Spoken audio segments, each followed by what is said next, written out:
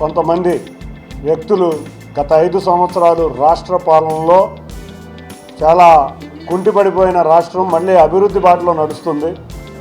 వీటిలో భాగంగా ఇవాళ విశాఖపట్నంలో కానీ, రాయలసీమలో కానీ, కోస్తా ఆంధ్రాలో కానీ రకరకాల పరిశ్రమలు రాబోతున్నాయి.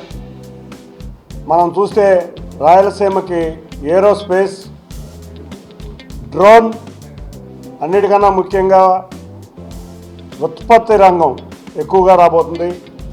కోస్తాలో ఆక్వా, విద్య, వైద్యం, అన్నిటికన్నా ముఖ్యంగా క్వాంటమ్ కంప్యూటింగ్, ఇటువంటి ఎన్నో పరిశ్రమలు అమరావతి బేస్ అయిన ఈ కోస్టల్ ప్రాంతంలో రాబోతున్నాయి. విశాఖపట్నంలో చూస్తే ఆర్టిఫిషియల్ ఇంటెలిజెన్స్కి సంబంధించిన పరిశ్రమలు, అంతేకాకుండా డేటా సెంటర్లు, వీటితో పాటు ఐటీ పరిశ్రమ, విద్యుత్ రంగంలో మనం చూస్తే రెన్యూబుల్ ఎనర్జీ, మొత్తం రాయలసీమ అంతా కూడా రెన్యూబుల్ ఎనర్జీ రాబోతుంది.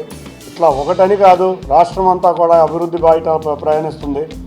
వచ్చిన సంవత్సరంన్నర కాలంలోనే ఇవాళ రాష్ట్రం ఇంత ముందుకు దూసుకువెళ్తున్నందుకు ముందుగా గౌరవ ముఖ్యమంత్రి నారా చంద్రబాబు నాయుడు గారికి ఆంధ్రప్రదేశ్ రాష్ట్ర ప్రజల తరఫున కృతజ్ఞతలు తెలియజేసుకుంటున్నాం.